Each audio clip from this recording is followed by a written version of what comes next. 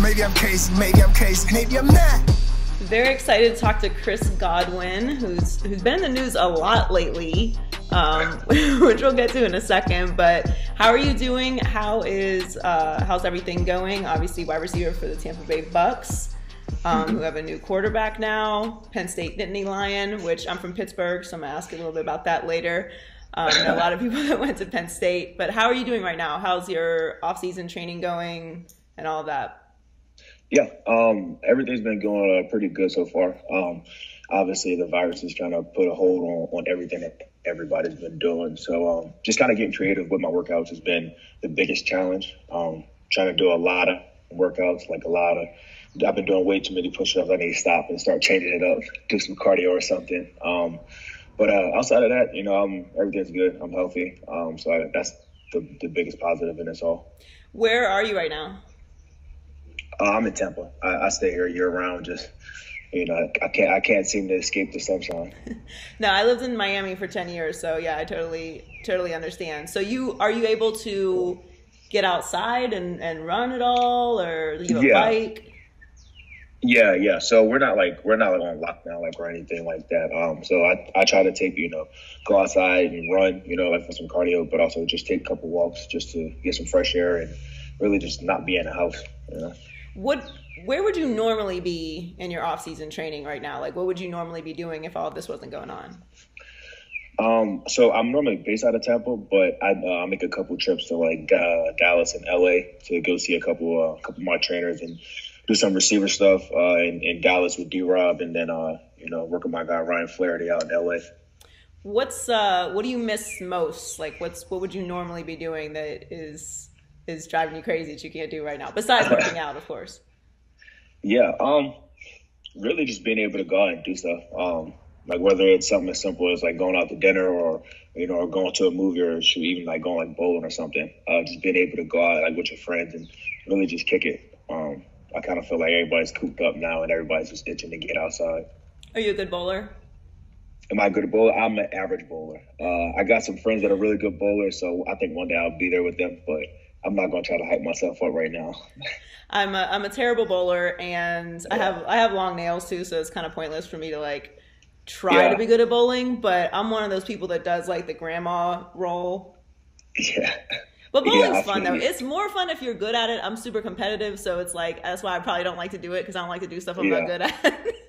Yeah, I feel you. I think it's a lot more fun too, when you're with people who are similar skill level. If one person's really good, then and everybody else is trash, that's not fun for anybody involved. You know what I mean? Exactly. I couldn't agree more.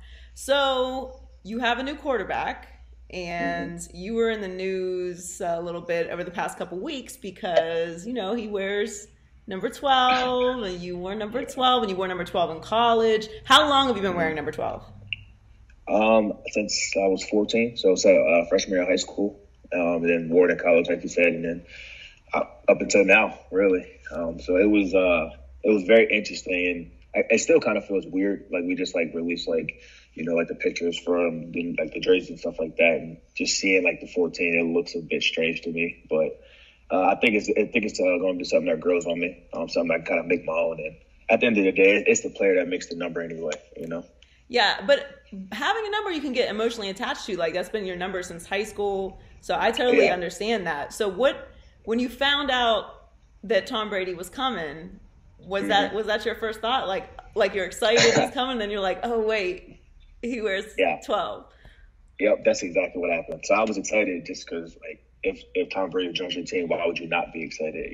Just as a player, as a competitor. And then I was afterthought, I was man, he's probably I'm gonna have to have that phone call at some point in time. And it definitely came. It definitely came. But I wasn't I'm not too heartbroken about it, just because I say it's what he's done in this game, just kind of the person that he is. I'm out of respect, just I was happy to give it to him, and I'm sure I'll be back in there at some point soon. Did you feel obligated? No, not necessarily obligated. I think he went about it a really good way. He wasn't all stuck up about it or anything like that. We really had a conversation man to man and just kind of just talked it out. And at the end of the day, I felt like it was the right thing to do to defer to him, if that makes sense. So Tom reached out to you about the number. Yeah. So I mean, he reached out to me initially, just saying, hey, like, just introducing himself, just kind of beginning the relationship, and then just like over like the next like conversation or two, we just kind of talked it out, kind of talk face to face, kind of like FaceTime, and just more. It was less like calling to address the number and more so just calling to begin a relationship. And we just kind of talked about the number as like a side thing, like it wasn't necessarily like the most pressing thing that we've talked about. Was there any exchange for anything, or like you just gave it to him? Because usually when someone, comes to the team and they want the number, they gotta pay you for it, or they got, what I mean? There's something that goes on there. So you just gave it to him free and clear, just out of respect, and that was it. Yeah, it was, just gave it to him.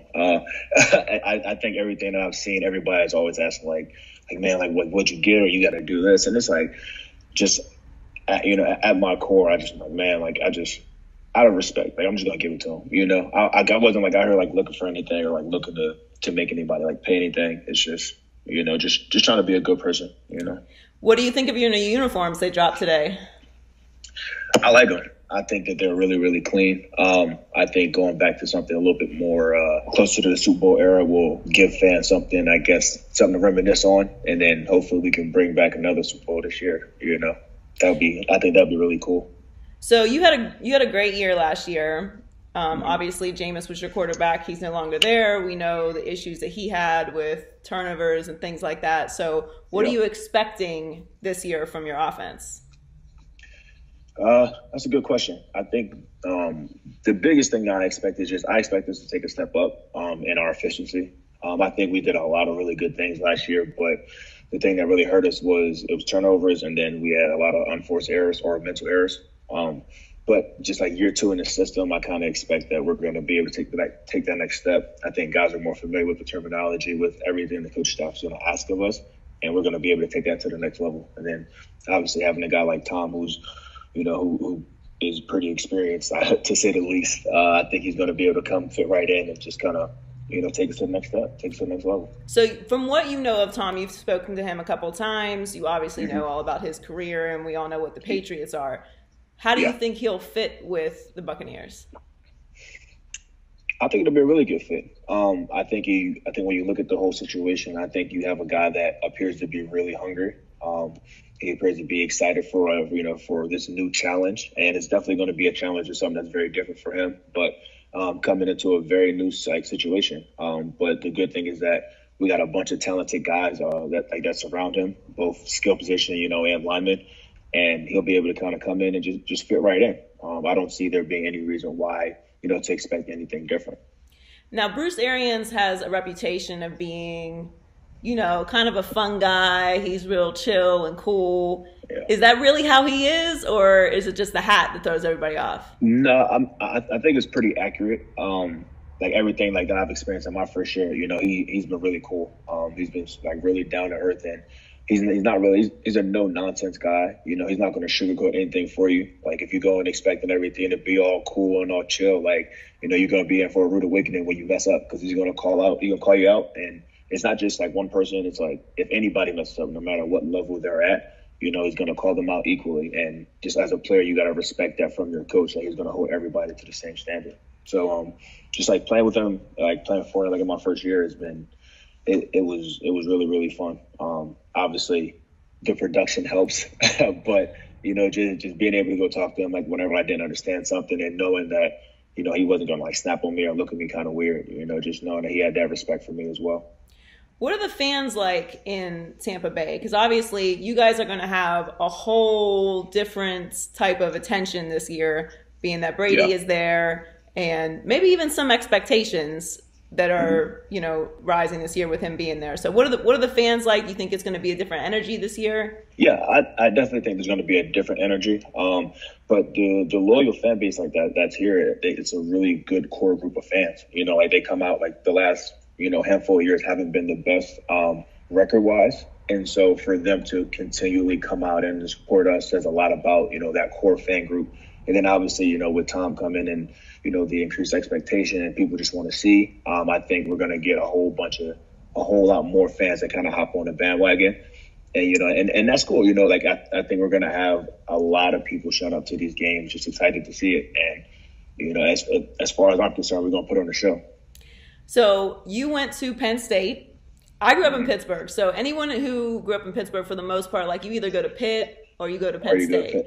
So did you spend any time in Pittsburgh while you were at Penn State? Because it's kind of far out, but yeah, it's a couple hour drive. But like me and my fiance, we drove out there a couple of times, just mainly in search of food. There's a bunch of like really good food spots out in Pittsburgh, so we went out there and I want to say about 5 or 6 times just to grab some food and stuff like that and chill. That's dope. What was your experience like at Penn State? I mean, that's a football powerhouse. Yeah, it was really, really fun. I think it was the right fit for me. And then obviously, once my first year, we still had the sanctions, but they kind of got lifted like midway through the year. So it kind of gave us like a rejuvenated sense of urgency. Like everybody was excited to get to go to a bowl game, and each year we progressed to a better bowl game. And then obviously my last year I played in a Rose Bowl. So just getting an opportunity to do that was something I only dreamed about when I was a kid. Did you have any hesitation about going there with the sanctions on the school? No, not particularly. So when I had committed my junior year and the sanctions were already in place, right. For me, it was more about when I was making my decision, it was more about going somewhere that I felt like could develop me to academically, but also to get to this point on the field, and I felt like Penn State was the perfect fit for that. And getting the bowl games back during my tenure there was just a bonus. It was like some icing on the cake. And obviously things worked out pretty well for me. So you played with Saquon Barkley. Was there a moment where you could tell Saquon, he's gonna make it? Yeah.